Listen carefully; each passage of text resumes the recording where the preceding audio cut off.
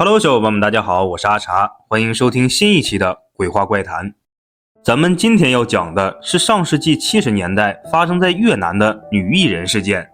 在1970年越南战争中，美国特种部队在越南丛林中声称遭遇了从未见过的奇怪野兽，并进行战斗，最终几乎全军覆没。这究竟是怎么回事呢？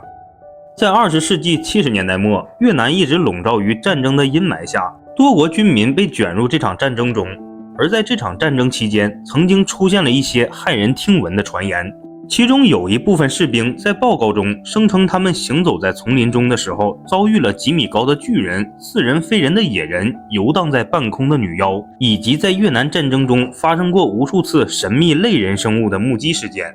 然而最耸人听闻的要数1969年夏季莫里森勋爵和他的同伴在一次执行任务中遭遇到的恐怖事件。根据当时的目击者描述，她看起来像一个女人，全身光秃秃的女人，通体漆黑，皮肤是黑的，身躯是黑的，连翅膀都是黑的，总之全身上下就没有一个白的地方。而且这个东西能在黑夜里发光，就是那种绿绿的荧光，就像是磷火自燃的样子，轮廓特别明显。也有人说，这种生物的身上和身体周围都泛着一层光晕，看上去好像被一层光弧笼罩着。当时看见的士兵称这个东西的手臂跟翅膀连在一起，就是那种翅膀末端是类似于人的手掌，看起来与正常人的手臂一样，就连手指也跟正常人差不多，但翅膀上的皮膜跟手臂就像蝙蝠那种融为一体。不过这东西扇动翅膀的时候一点声音都没有，就好像它的手臂没长骨头一样。于是目击者就给这种生物起了个名字，叫女艺人。当时这种生物一直在围着士兵们飞，不过经历过的人却都没有听见任何声音。根据亲历者所述，这种生物在他们的正上方，但就算是这种近距离，他们什么也做不了，束手无策，早就吓傻了，就只能那么的眼睁睁看着它在正上方不停拍打着翅膀。然后大约过了几分钟，女艺人就飞走了。因此此次事件详细地描述了有关人形有翼生物的目击。后来一本叫《天鹅人预言》的书被作者约翰尼尔把这件事记录在了书中。值得注意的是，它与在西维吉尼亚欢乐镇的那次天鹅人目击事件发生的时间基本相同，并且在越南战争中还有很多类似神秘生物目击事件的发生。在战争时期的《不明飞行物》一书中，作者马克记载了这样一起事件，说是一个美军士兵看到了一个类似巨人的东西，而来袭的敌军突然遭遇了那个生物，并受到了他的攻击。这个离奇的故事具体是这样的：目击者士兵当时正被派去援救一架坠落的直升机，在驾驶员修好了那架直升机后便走开了，只剩下士兵一个人在丛林里。他走着走着就迷了路，随后突然就听到北越士兵来袭的喊杀声。就在他们快冲过来的时候，紧接着一阵巨大的树木断裂的声音接踵而至，然后敌军的尸体就被扔到了他面前。在他前方的树林里站着一个8英尺高的巨人，穿着人类的衣服，还戴着一顶奇怪的头盔。那个巨人还告诉士兵说这里很危险，让他赶紧回到直升机上去。讲到这里，大家千万不要认为所有在越战中遇到的神秘生物都跟这个巨人一样好心。在《自然与超自然》一书中，作者马丁·凯特林记录了一起特殊的事件。当事人称，在丛林里遭遇了一群发着黄色光芒、不惧枪弹的人形神秘生物，其中一名叫高尔的美国陆战队中士目击了这个事件。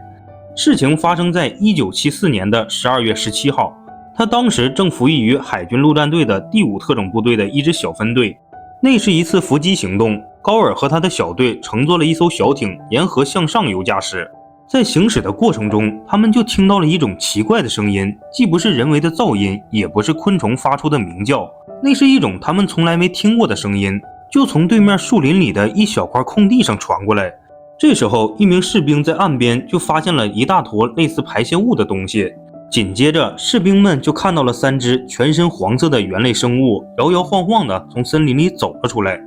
这些生物有7到8英尺那么高，外表呈金黄色，身体发着光。一开始高尔和他的队员们打算悄悄溜过去，但当他们准备溜走时，那些生物发现了他们，并开始对他们进行张牙舞爪的追击。高尔还声称那些生物在他们强大的火力打击下竟然毫发无损。最后他和队员们不知道是巧合还是怎么的，就摆脱了追击，并成功逃回了他们的船上。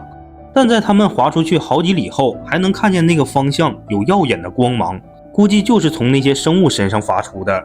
这些神秘的人形生物目击到底能不能算得上是未解之谜呢？毕竟在战争中，士兵们时刻紧绷的神经都有可能导致他们出现一些幻觉，这都是说不定的事儿。但是发生1、2件这样的事儿还不算什么，最多也就是被大家当成笑谈而已。但越战这种古怪的事情发生的实在是太多了，不由得改变了人们对其真实的定义。有没有可能他们真的存在于这个世界上呢？如果他们是假的，那谁会无聊到编造这种谎言呢？在越战中，这些被士兵们目击到的类人生物，会不会是人类尚未发现的生物异种呢？或者说，他们仅仅只是一些普通的生物，只不过被一些人以讹传讹的塑造成了耸人听闻的传说。关于这些，我们尚未可知，也许直到我们发现他们真面目的那天，才能解开这些神秘生物的面纱。根据美国战地记者欧文·罗伯特的《神秘的越南丛林》里记载，1970年，美国五角大楼收到消息，参谋部的史蒂芬率领的侦察部队被抓获。该侦察部队由7名专家组成，掌握着重要的军事机密。所以为了营救这支部队，美军甚至派出了当时闻名世界的杰森特种战斗部队。杰森也特意选出10名精英组成的部队，执行代号 A 计划的救援任务。特种部队被飞机送往越南，很快调查出史蒂芬被带到了一个军事训练基地，位于冲纹森林东经17度的一个峡谷地带。五角大楼当即命令特种部队不惜一切代价完成任务。可半个多月过后，特种部队杳无音信，他们就在越南丛林中神秘地失踪了。杰森特种部队总部也不得不承认，越共游击战确实厉害，怀疑特种部队不是被逮住，就是被消灭了。于是五角大楼再次派遣以战术专家考伯为首的新的小分队，其中一些队员有各种特殊战斗的经验和在恶劣环境的生存能力。在3天后，新的特种部队飞往冲纹森林，开始以歼灭为主的任务。而神奇的事情发生在第2批特种部队刚踏入森林便毫无消息了。原来特种小分队抵达冲纹大森林的时候，飞机出现了故障，不过幸好最终悬架在了密林之上。当时考伯就准备立即向总部报告这一情况，可奇怪的是，任何电波都不能发出，飞机上的各种仪器也都停止了运作，就连手表和指南针也全都失灵了。再加上特战队发现地图上没有这个地方的详细路线，唯一的办法就是分头行动，寻找出路。于是考伯把小分队分为了2组，自己亲率一组向东，另外5人由基恩中尉带领朝南寻找出路。一旦走出森林，就可以找到美占领区。托马斯曼也在这一小组。基恩小组以太阳为导向，在丛林里奔波了3天，最终发现他们走了近300里路程，却回到了原来的地方。基恩中尉随即决定向东走，因为考伯带领的队伍并未返回，说明他们已经走出了该地段。假如2方人马最终相遇，便可以一同去找那个军事训练基地，这也是目前为止唯一可以走出这个地段的方法。然后就在他们向东行走了70里后，突然发现乱石地上有一堆白骨，从旁边的军装和器械上知道是另一小队的成员。基恩中尉认为是越南军所为，死后被野兽吃掉了。他们觉得是考伯和另外3名队员遭遇了不测，小队立即做好了战斗准备。托马斯曼和另一名队友在前开路，黑人队员卡纳和另一名队友断后，基恩中尉居中策应。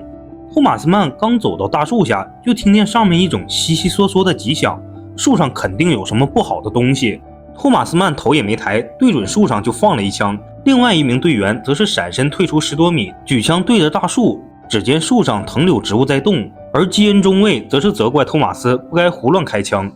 这时候他们就听到树上有像人发出的巨大喘息声，随即掉落了几滴绿色液体。随着基恩中尉的2次质问，是谁？快下来！树上的喘息声好像更大了，双方僵持了1分钟，就从树上跳下了一团毛茸茸的庞大怪物。这个怪物就好像是传说中的森林野人，当时他们只当那是一个人形动物。令人惊奇的是，流着绿色血液，基恩等人对森林里的奇闻怪事见多了，并没有太大的反应，但他们仍然处于紧张的战斗状态。他们又向前走了几百米，发现了另外2名队员的尸骨和遗物。就在一个小山涧瀑布旁边，一具血淋淋的尸体挂在树枝上，和托马斯同行的伙伴一声惊呼：是考伯！一行人赶紧过去查看，身体上一阵的发麻，感到十分恶心。此时的考博已经被剥光了皮，面部状态十分痛苦，显然在剥皮的时候他还没有真正的死去。在不远的树上还挂着另一名队员的尸体，托马斯刚取下尸体，其中的一名队员就冲着他大吼：小心小心！紧接着响起的就是同伴的枪声。等托马斯转过身，就发现一个野人倒在了地上，与之前的怪物一模一样，而且还不止一只。还没等队员来得及反应，那个野人一闪之后就抓住了同伴的腰，并用嘴咬住他的咽喉。那名队员痛苦之际朝着托马斯大喊：向我开炮！托马斯明白开枪是唯一的出路，因为这森林中不知道还有多少这种怪物，不能拖延时间。于是他只能忍痛射杀了同伴以及森林野人。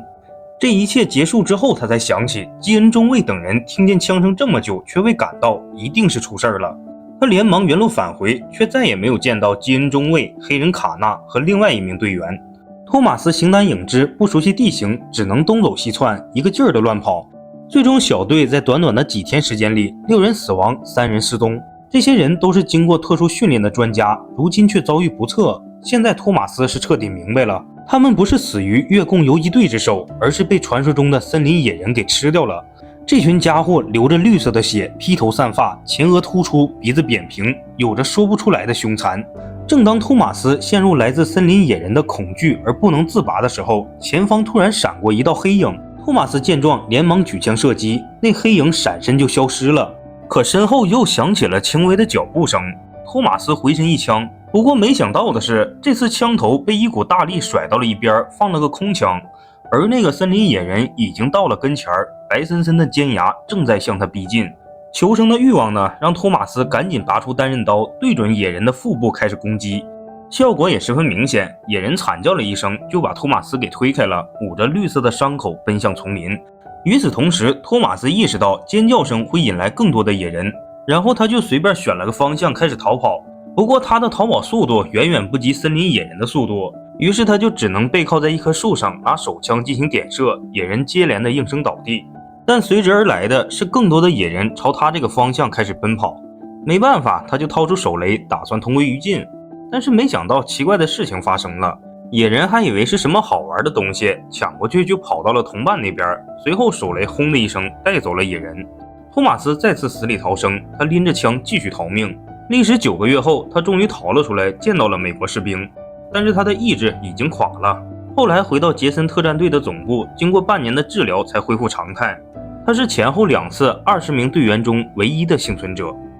在我看来，森林野人的存在并不难解释，毕竟人类对这个地球的了解还远远不够。至于越南女妖这些会飞的生物，就不知道是真是假了。好了，这就是本期的所有内容了。如果有喜欢的小伙伴，还请多多3连支持一下。如果有相关经历的，可以后台直接私信阿茶。我们下期再见，拜拜。下期很快。